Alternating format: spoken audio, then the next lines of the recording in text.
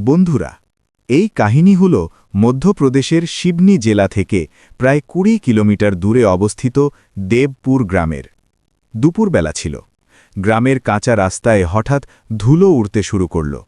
একটি সরকারি সাদা এসইউভি গ্রামের মাঝখানে এসে থামল। নম্বর প্লেটটি সরকারি ছিল এবং গাড়ি থামতেই ড্রাইভার সোজা হয়ে বসে পড়ল। গ্রামবাসী বুঝে গেল এটা কোনো সাধারণ গাড়ি নয়।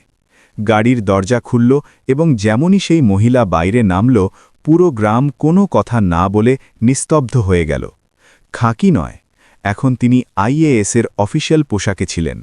কাঁধে পদের মর্যাদা আর মুখে সেই আত্মবিশ্বাস আর অফিসারের দাপট। ইনিই ছিলেন নিধি বর্মা, এলাকার চর্চিত আইএএস অফিসার। কোনো সাইরেন ছিল না, কিন্তু তার উপস্থিতিই যথেষ্ট ছিল।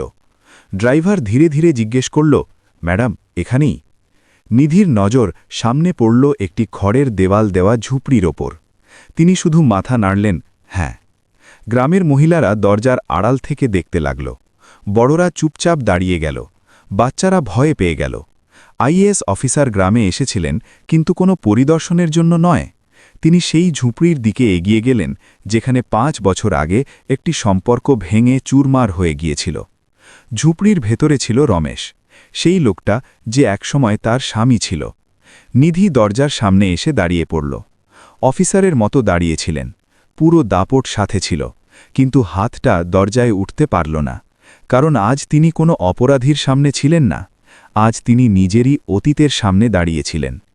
দরজার সামনে দাঁড়িয়ে থাকা নিধির চোখের সামনে হঠাৎ ৫ বছর আগের ছবিগুলো ঘুরতে লাগল। ৫ বছর আগে এই দেবপুর গ্রামই ছিল, কিন্তু তখন নিধির পায়ে এই চকচকে জুতো ছিল না। তখন তার কাঁধে পদের বোঝা ছিল না। তার হাতে ছিল বই আর চোখে ছিল স্বপ্ন। নিধি গ্রামের সেই মেয়েদের মতো ছিলেন না যারা ভাগ্যকে চুপচাপ মেনে নেয়। তিনি প্রশ্ন করতেন, তিনি এগিয়ে যেতে চাইতেন। রমেশকে তিনি প্রথমবার পুকুরের পাড়ে দেখেছিলেন। সে চুপচাপ জাল গুটিয়ে নিচ্ছিল। নিধি তাকে অনেকক্ষণ ধরে দেখেছিলেন। রমেশ খুব একটা কথা বলতো না, কিন্তু যখন বলতো কথাগুলো সরাসরি হৃদয়ে পৌঁছে যেত। ধীরে ধীরে কথা হলো। নিধি নিজের স্বপ্নের কথা জানালেন, রমেশ নিজের পরিস্থিতির কথা জানাল। নিধি বলেছিলেন, আমি অফিসার হতে চাই, আইএএস। রমেশ কোনো হাসি ঠাট্টা বা বাধা না দিয়েই বলেছিল, হয়ে যাও। ঠিক এই কথাটাই নিধির কাছে আলাদা লেগেছিল। না কোনো প্রশ্ন, না কোনো সন্দেহ, শুধু ভরসা। বিয়ে হলো তো গ্রাম বলল, মেয়ে তো এগিয়ে যাবে। রমেশ কাউকে কিছু বলেনি, নিধিও কিছু বলেননি। ছোট্ট একটা ঘর ছিল, খড়ের দেওয়াল, একটা চারপাই আর এক কোণে বইয়ের স্তূপ। নিধি রাত জেগে পড়তেন, রমেশ পাশে বসে থাকত। কখনো লণ্ঠন ঠিক করে দিত, কখনো জল এগিয়ে দিত। সে কখনো বলেনি যে নিধির কাছে তার জন্য সময় নেই। যখন প্রথমবার পরীক্ষায় নিধি ফেল করলেন, তিনি সারা রাত কেঁদেছিলেন। রমেশ কোনো ভাষণ দেয়নি, শুধু সকালে বলল, আজ খেতে অনেক কাজ আছে, বিকেলে পড়ে নিও। নিধি বুঝে গিয়েছিলেন রমেশ তাকে দুর্বল হতে দেবে না। দ্বিতীয়বারও হল না। গ্রামবাসী টিটকিরি মারল। রমেশ সব শুনল, কিন্তু চুপ করে থাকল। তৃতীয়বার যখন রেজাল্ট এলো এবং নিধির নাম লিস্টে ছিল, রমেশ অনেকক্ষণ সেই কাগজটার দিকে তাকিয়ে থাকল। তারপর ধীরে ধীরে বলল, এখন তুমি অফিসার হয়ে গেলে। সেদিন তার গলায় গর্ব ছিল, ভয় নয়। পোস্টিংয়ের পর সবকিছু বদলাতে শুরু করল। শহর, বড় বাড়ি, নতুন পৃথিবী। শুরুতে নিধি আগের মতোই ছিলেন, রমেশকে নিজের সাথে রাখতেন, তাকে সম্মান করতেন। কিন্তু যেমন যেমন পদের গুরুত্ব বাড়ল, সম্পর্কগুলো হালকা হতে শুরু করল। মিটিং, ফাইল, ফোন কল সব বাড়িতেও আসতে লাগল। রমেশ সেই একই মানুষ ছিল, কিন্তু এখন সেই কেবল নেপথ্যে চলে যাচ্ছিল। একদিন নিধি বললেন, তুমি এই গ্রাম্য পোশাকগুলো পরো না তো? রমেশ কিছু বলেনি। অন্য একদিন বললেন, আমার সিনিয়রেরা আসেন, একটু সাবধানে থেকো। রমেশ মাথা নাড়ল। ধীরে ধীরে নিধির বিরক্তি বাড়তে লাগল। রমেশের নীরবতা তাকে বিঁধতে শুরু করল। তার মনে হতে লাগল রমেশ তার উন্নতির সাথে খাপ খাচ্ছে না। একদিন সন্ধ্যায় নিধি যখন কোনো অফিসিয়াল ডিনার থেকে ফিরলেন, রমেশ শুধু এটুকু বলল, তুমি খুব বদলে গেছ। নিধি বললেন, বদলাতে হয়, সবাই তোমার মতো পড়ে থাকতে পারে না। প্রথমবার রমেশ কথা বাড়াল, তাহলে কি আমি তোমাকে লজ্জিত করি? নিধি না ভেবেই বলে দিলেন, হ্যাঁ। সেই একটা শব্দ রমেশকে ভেতর থেকে শেষ করে দিল। সেই রাতে সে আর খাবার খেল না। নিধি সেটা খেয়ালও করলেন না। ঝগড়া এখন নিত্য নৈমিত্তিক হয়ে গেল। নিধির মনে হতো রমেশ তাকে আটকে রাখছে, আর রমেশের মনে হতো সে নিজেকে হারিয়ে ফেলছে। একদিন নিধি পরিষ্কার বলে দিলেন, আমি এই সম্পর্ক আর টানতে পারছি না। রমেশ অনেকক্ষণ চুপ থেকে বলল, তাহলে ছেড়ে দাও। সেই গলায় রাগ ছিল না, ক্লান্তি ছিল। কোনো কান্নাকাটি বা আপোষ ছাড়াই ডিভোর্স হয়ে গেল। নিধি ভাবলেন তিনি ঠিকই করেছেন। রমেশ কোনো অভিযোগ ছাড়াই গ্রামে ফিরে এলো। আর এখন নিধি আবার সেই ঝুপড়ির সামনে দাঁড়িয়েছিলেন। আইএএস অফিসারের গাড়ি, পদমর্যাদা, পরিচয় সব সাথে ছিল, কিন্তু ভেতরে কোথাও কিছু কাঁপছিল। তিনি দরজায় কড়া নাড়লেন। ভেতর থেকে আওয়াজ এলো, আসছি। দরজা খুলল। রমেশ সামনে দাঁড়িয়েছিল। সেই একই মানুষ, কিন্তু বদলে গেছে। একটু রোগা, একটু দুর্বল, চোখে এক অদ্ভুত শান্তি। সে নিধিকে দেখল, তারপর শুধু বলল, এসে গেলে? কোনো অভিযোগ না অবাক হওয়া? নিধি থমকে গেলেন। তিনি ভেবেছিলেন রমেশ রেগে থাকবে, প্রশ্ন করবে, কিন্তু সে এমনভাবে দাঁড়িয়েছিল যেন রোজ এভাবেই তাকে দেখার জন্য অভ্যস্ত। ঝুপড়ির ভেতরের রোদ চুইয়ে আসছিল। মাটির মেঝে, সেই একই চারপাই, সেই ভাঙা চেয়ার। রমেশ বলল, বসুন। আইএএস অফিসার হয়েও আজ নিধির বসতে সংকোচ হচ্ছিল। ঝুপড়ির বাইরে লোক জমা হতে শুরু করল। কোনো চিৎকার নেই, শুধু নিস্তব্ধতা। নিধি ধীরে ধীরে জিজ্ঞেস করলেন, সব ঠিক আছে তো? রমেশ বলল, গ্রাম এখন আর খুব একটা কথা বলে না। তারপর যে সত্যিটা সামনে এলো তা পুরো গ্রাম আর নিধিকে চিরকালের মতো বদলে দেওয়ার মতো ছিল। এখন দেবপুর গ্রামের বাতাস হঠাৎ ভারী হয়ে গিয়েছিল। সরোজ কাকি এগিয়ে এলেন, গ্রামের সবচেয়ে বয়স্ক মহিলা, যিনি সব জানতেন।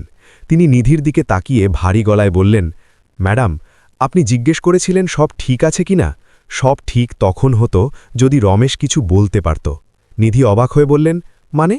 এখন একে একে গ্রামবাসী বলতে শুরু করল। ডিভোর্সের পর রমেশ শহরে গিয়েছিল কাজ খুঁজতে, কিন্তু সব জায়গায় লোকে জিজ্ঞেস করত, আইএএস অফিসারের স্বামী হয়ে মজুরি করছো?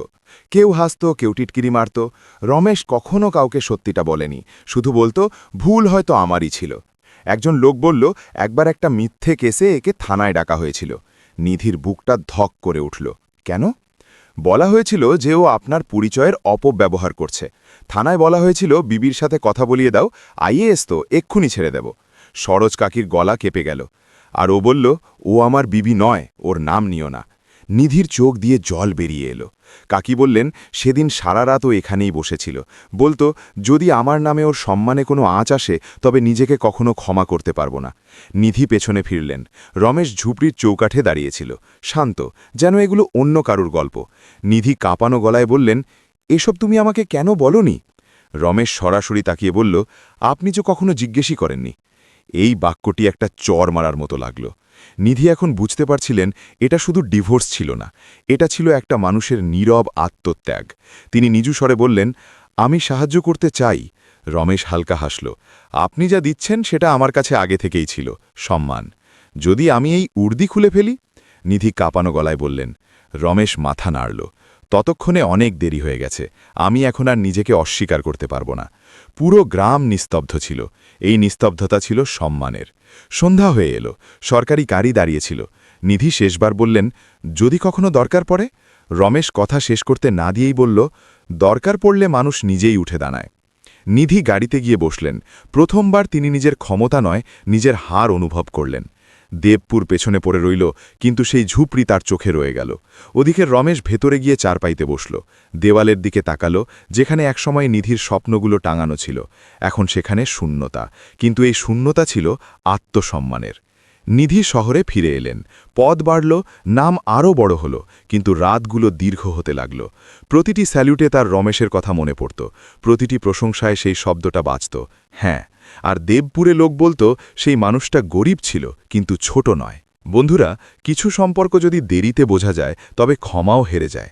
সেই রাতে প্রথমবার নিধি নিজেকে প্রশ্ন করলেন, সত্যিই কি উন্নতি সেটাই যাতে পেছনে ফেলে আসা মানুষগুলো শুধু স্মৃতি হয়ে রয়ে যায়?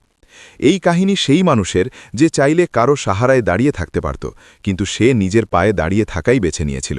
এখন প্রশ্ন আপনার কাছে, যদি আপনার সামনে আত্মসম্মান এবং দ্বিতীয় সুযোগ থাকে তবে আপনি কোনটি বেছে নেবেন? কমেন্টে লিখুন, কারণ কখনো কখনো আপনার উত্তর অন্য কাউকে মাথা নত করা থেকে বাঁচিয়ে দেয়। যদি এই কাহিনী আপনার হৃদয় স্পর্শ করে থাকে তাহলে ভিডিওটি লাইক করুন, শেয়ার করুন, আর এমন সব সত্য এবং গভীর গল্পের জন্য চ্যানেলটি সাবস্ক্রাইব করতে ভুলবেন না। দেখা হবে পরের গল্পে, যেখানে আবার একটি সিদ্ধান্ত, একটি নীরবতা এবং একটি সত্যি আপনার জন্য অপেক্ষা করবে।